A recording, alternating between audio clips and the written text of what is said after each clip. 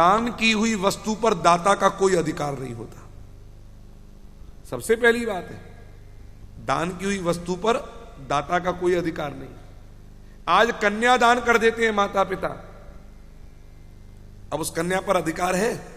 मैया कहेगी, बाप कहेगा बेटा एक बार आ जा, आएगी तो तब जब ससुराल वाले सहमति दे देंगे, या जबरदस्ती लड़की आ जाएगी? बिना सहमति के तो कोई नहीं आएगी, बिना अनुमति के नहीं आ सकती। तो किसके अधिकार में अभी वो? ससुराल के। माता पिता का अधिकार नहीं है, दाता का फिर अधिकार नहीं रहता।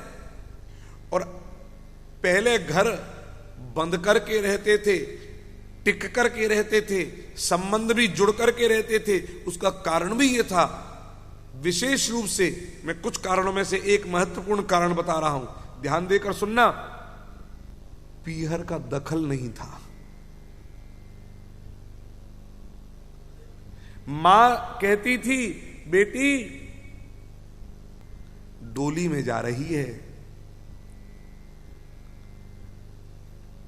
निकले तो अर्थी में निकलना। ये होता था नहीं होता था? ये था नहीं था?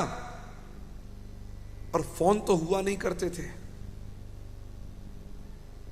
एक कारण यह भी है कि आज हर छोटी छोटी बात जब बेटी अपनी मां को कहती है बार बार, और मां का इंटरफेयर घर में होने लग जाए, वो घर बिखर जाएगा। बाप का इंटरफेयर होने लग जाए, घर बिखर जाएगा। ये एक कारण। दूसरा कारण, घर के जितने बड़े हैं वो अपनी परंपराओं को संजो नहीं पाए। वो अपनी परंपराओं को संजो नहीं पाए।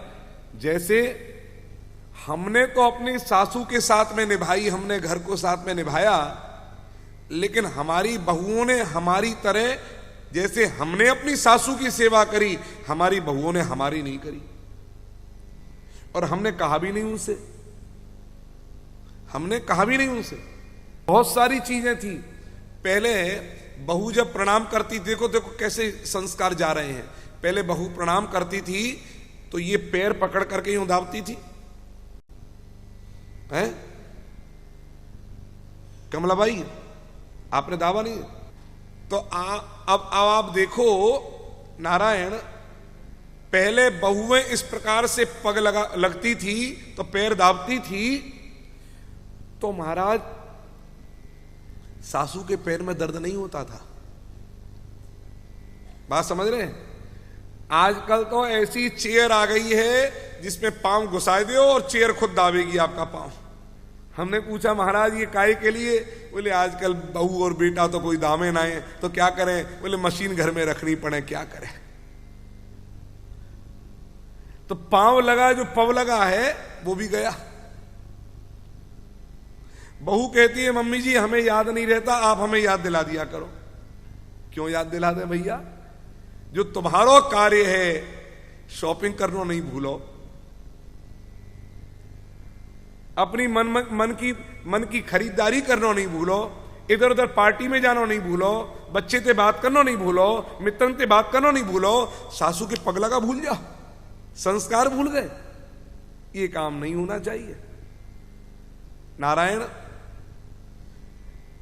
हम अपने बड़ों को प्रणाम करें और बच्चे हमको प्रणाम करें, यानी कि अपने बड़ों को प्रणाम करें। ऐसे संस्कार केवल बोलने से स्थापित नहीं होंगे। ऐसे संस्कार तो जब तक हमारे जीवन में वो चीज दिखाई नहीं देगी, वैसे संस्कार स्थापित नहीं होंगे, उसके बिना नहीं होंगे।